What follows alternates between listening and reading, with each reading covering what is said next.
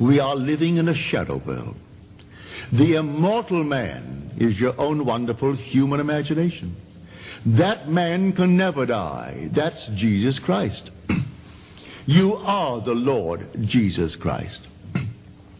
And Jesus Christ is not some intangible thing. You speak of imagination. It's defined in the script, in the dictionary, as the picture-forming faculty of the mind. It's defined as that which can conjure and create an idea or an image independent of objective reality. They call this the reality, independent of objective reality. And what it conjures, they call it the unreal. That a simple apprehension of objective facts, objective objects in this world, they call that sense perception and therefore reality. If it isn't present, that's unreal and therefore imagination. This is now considered real. And I think of the home that I left an hour ago. That, because it's not present to my senses, that's unreal. That's imagination. This that I do not know as well, this is real, because it's present to my senses. And I am telling you it's just the reverse. The whole vast world exists within the human imagination. And if you are as intense as that woman, I have never met anyone more intense than that woman. She said to me, that is the building, on 57th Street between Fifth Avenue and Madison, a most expensive neighborhood where you pay $50,000, $60,000, $70,000 for an area not as big as this a year in rent. Certainly not as big as this room. One floor. He's a couturier. He has his factories in London, in Paris, factories in New York, factories in Puerto Rico. And here an area not as big as this. It's long and narrow, and could not, if I took the square measure of this room, it could not.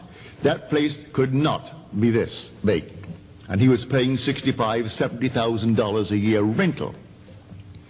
In his own place for living, he paid $1,250 a month for that 33rd floor apartment that he had. That's a lot of money. Plus running businesses and paying a payroll to maybe 150 or 200 people every week. That runs into a fortune. He received notice that they're going to terminate his lease because the IBM, the International Business Machine, bought the building to demolish it and build a huge big building for themselves. Headquarters in New York City. He had to get out.